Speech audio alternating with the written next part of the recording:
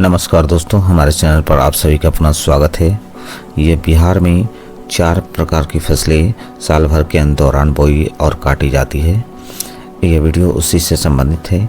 सबसे पहली जो फसल है वो है भदई फसल, दूसरी जो फसल है वो है अगहनी फसल, तीसरी जो फसल है वो रबी फसल होती है और चौथी जो फसल है वो गर्मा फसल है। तो बिहार में ये 4 तरह के फसलें साल भर के दौरान बोई और काटी जाती है, जिसमें भदई फसल, अगहनी, रबी और गर्मा फसल है। भदई फसल बोलते हैं कि जो फसल जून जुलाई में बोई जाती है और अगस्त सितंबर तक काट ली जाती है, वैसे फसल भदई फसल कहते हैं, जिसमें मक्का, ज्वार ये सब आते हैं। दूसरा देखिए अगहनी फसल।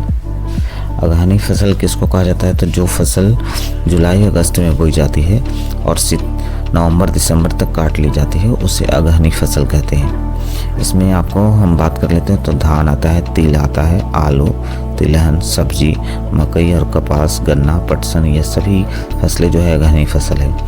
वहीं रबी फसल की बात करें तो जो फसल अक्टूबर नवंबर में बोई जाती है और मार्च अप्रैल तक काट ली जाती है, वो फसल जो होते हैं रबी फसल कहलाती है, जिसमें गेहूँ, चना, मटर, जौ, सरसों, मसूर, खेसारी ये सभी आते हैं। अब गर्मा फसल की बात कर लेते हैं तो इसको ग्रीष्मकालीन फसल भी कहा जाता है। ये फसल जो है उन क्षेत्रों में की जाती है, यानी उन क्षेत्रों में होती है इसकी खेती और जहाँ सिंचाई की नियमित व्यवस्था हो, जैसे आपका धान हो गया, मकई हो गया, आम, केला, तरबूज, ककड़ी।